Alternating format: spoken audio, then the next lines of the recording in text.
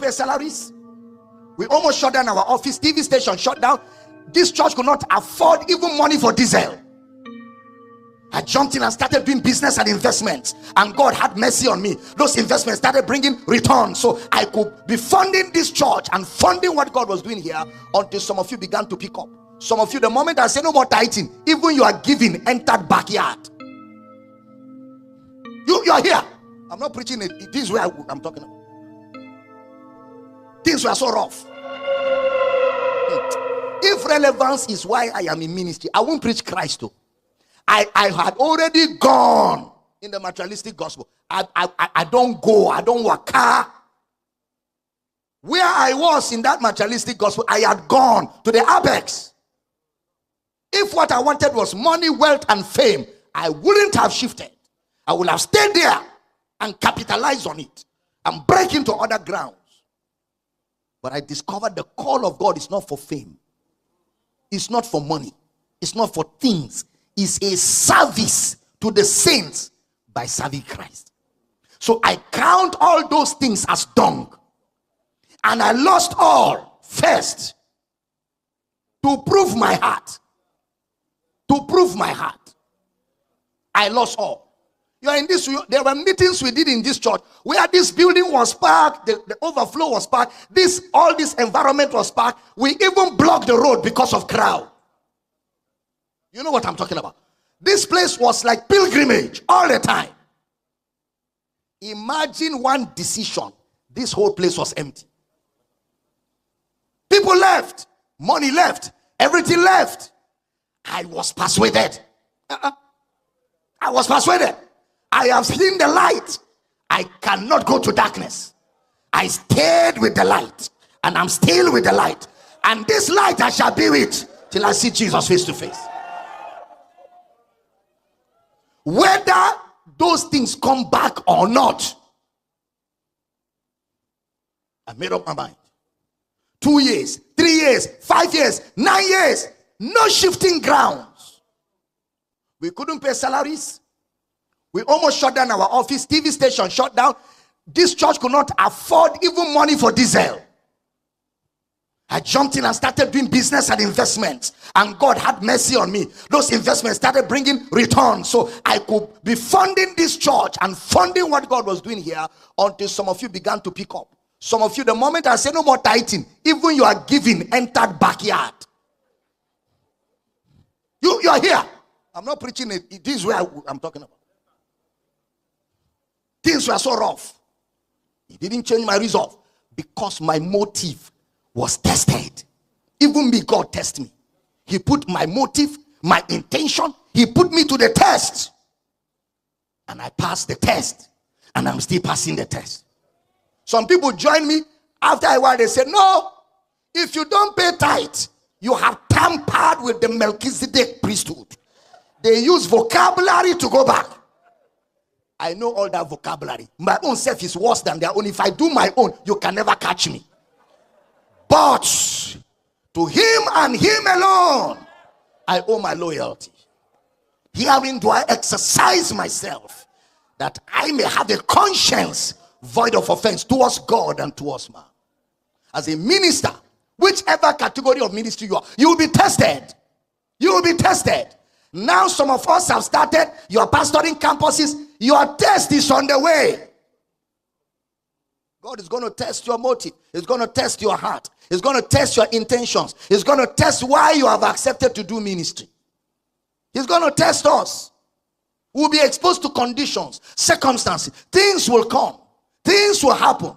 It is that persuasion that will get you over these things. And after you have suffered a while, he will settle you.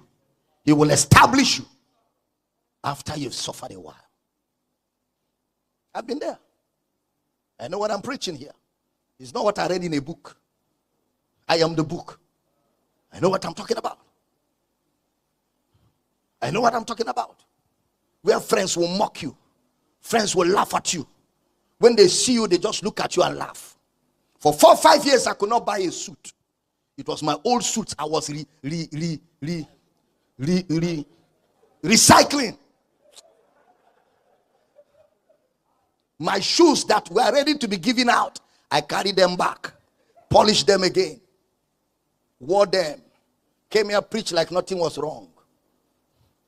Couldn't go on vacation, couldn't do anything. Just stayed there and was faithful to the word of God. But I had fulfillment. I had the joy of salvation. And I had the joy of doing the will of God. Say, I hear you. Where your treasure is, there your heart is. There your heart is. If your treasure is not with God, your heart is not with God. If your treasure is not with God, your heart is not with God. In 1 Samuel chapter 16 verse 7, PJ. 1 Samuel chapter 16 verse 7. But the Lord said unto Samuel, look not on his countenance or on the height of his stature, because I have refused him. For the Lord seeth not as man seeth. For man looketh on the outward appearance, but the Lord looketh on the heart. God saw his heart and refused him. While others were praising him, this guy has everything in his CV to be the man of God. God said, because you people are seen outside. Me, I have seen his heart. This one, cancelled. This one is not fit for this assignment. I've seen his heart. He can deceive all of you with his appearance. But me, God, I can't be deceived by appearance. Man looks at the outward. Me, I check the heart to situate the life. 1 Kings 15:14.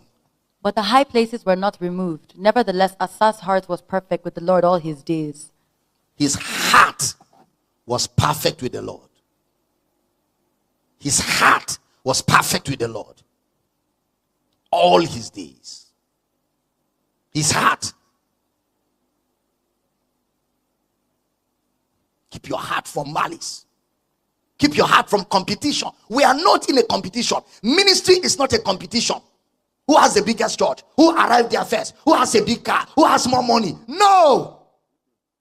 Ministry is faithfulness. Faithfulness. That's why the reward system of God will be, well done, thou good and faithful servant. It is required in stewards that a man be found faithful. So, even if you don't have a crowd, but you're faithful to the few that Christ gave you, he will reward you for that few. It's faithfulness. What is the competition? Even me, your senior pastor, I don't have title. My doctor is my PhD.